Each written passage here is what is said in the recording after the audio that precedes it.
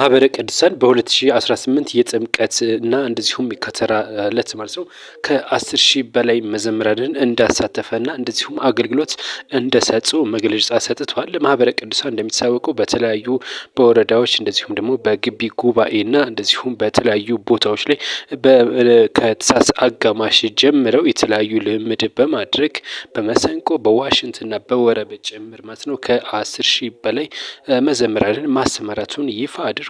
እንደዚሁም ደግሞ ከሰንበት ተማሪዎች ጋር አብረው በመሆን ተቀናይተው አገልግሎት ሲያገለግሉ እንደነበር ነው የገለጸው። ከዋዜማው ጀምሮ ማለት ነው ለ3 ተከታታይ ቀናት አገልግሎት ሰጥተዋል። ከ10 ሺህ በላይ የሚሆኑ የማህበረ ቅዱሳን መዘምራን ሲል መግለጫ ሰጥቷል። በትናንትናው ዕለት ይህንን መግለጫ የሰጠው ማለት ነው። እንደሚታወቀው እንግዲህ ማህበረ ቅዱሳን በርካታ አባል ያሉት እንደሆነ ይታወቃልና በዚህም እንግዲህ ብዙዎችም በዝማሬ ሲያገለግሉ እንደነበረ ጭምርም እንደዚሁ አያይዞ ገልጿል። ከሌሎቹ ጋር አብሮ ሆኖ ማለት ነው። እንደዚሁም ደግሞ ለጥምቀት ከፍተኛ የሆነ ድምቀትም ሆነው እንደዋሉ ጭምርም አንስቷል። በርካታ ጉዳዮች ነው በነገራችን ላይ እያነሳው ማህበረ ቅዱሳን ዋና ዋናዎቹ እነዚህ ናቸው። መረጃውን ከወዳችሁ ሰብስክራይብ፣ ላይክ፣ ፎሎ እያደረጋችሁ አብራችሁን ቆዩ። መልካም ቆይታ